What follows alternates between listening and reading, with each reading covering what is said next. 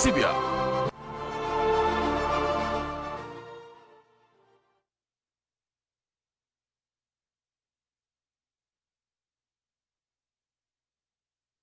Angat na itong niaging simana, maghatag muna kita og gamayng pulong. The biggest adventure you can take is to live the life of your dreams. So, maayong buntag once again. Ako sa bation usab og maayong buntag nga ato ang mabtikon nga mayor sa lungsod, Honorable Junicio Y. Cabahog Jr. Good morning, Mayor. Sa atong Vice Mayor, Honorable Vice Mayor Clifford Humalon. Good morning, guys. Members, maayong buntag ng tanan. Sa tanang department heads, maayong buntag usab kaninyong tanan. O sa atong mga kaubang mga empleyado sa munisipyo sa Tubod, maayong buntag sa ninyong tanan, guys. Karon ako ihatag sa inyo ang weather forecast ng gikan sa Pag-asa. Ang Mindanao will have partly cloudy to cloudy skies with isolated rain showers or thunderstorms due to easterlies. Light to moderate winds from east to northeast with slight to moderate seas. Kagalingan na itong dialekto. Ang tibuok dapit sa Mindanao makasinati sa panalagsang pagdagom ngadto sa mapanganuron nga kalangitan inubanan sa patak-patak nga pag-ulan. Kilat o pagpadalugdog tungod sa easterlies. Hinay ngadto sa kasarangan nga hangin nga magagikan sa silangan ngadto sa amihanang silangang direksyon. Og ang kadagatan hapsay ngadto sa kasarangan ang pagbalod.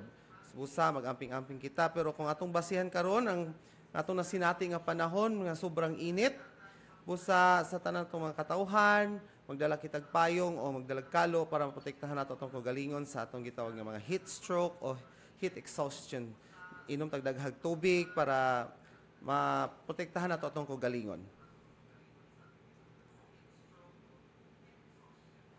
O karon maghatag kita sa ninyo sa update sa atong niaging simana nga mga naitala nato nga mga insidente. So far murag gamay ra atong nakuan karon nga insidente. Ito niaging Biyernes naka-responde kitag tulo ka insidente. Ang isa iharang kaugalingong lihok nga medyo na siya gamayng garas, wala na siya nagpadalag hospital. Ang ikaduha sab nag-assist kita dito sa Barangay Tubaran nga nadamag siya, medyo na kuan gyud iyahang naong motong gipadala na lang sa ospital diretso. Og ang ikatulo tungod gihapon sa kani atong mga iro nga atong mga kalit lang og tabok og na-discuss siya nga atong isa sa kauban nato sa munisipyo. Mo kato nga nabalian siya sa iyang left arm. Pero na siya sa maayong kondisyon karon. Busa kato nga record natong tulo, pasalamaton kita nga wala kaayo discuss siya nga nahitangat atong niaging simana. Pero mag-amping gahapon kita mga kanitong mga motorista, itong mga drivers o kanina yung mga motor. Amping-amping lang sa pagpadagan, hinay-hinay lang. Kay di na to matagna kung na-discuss siya nga mahitabo na to.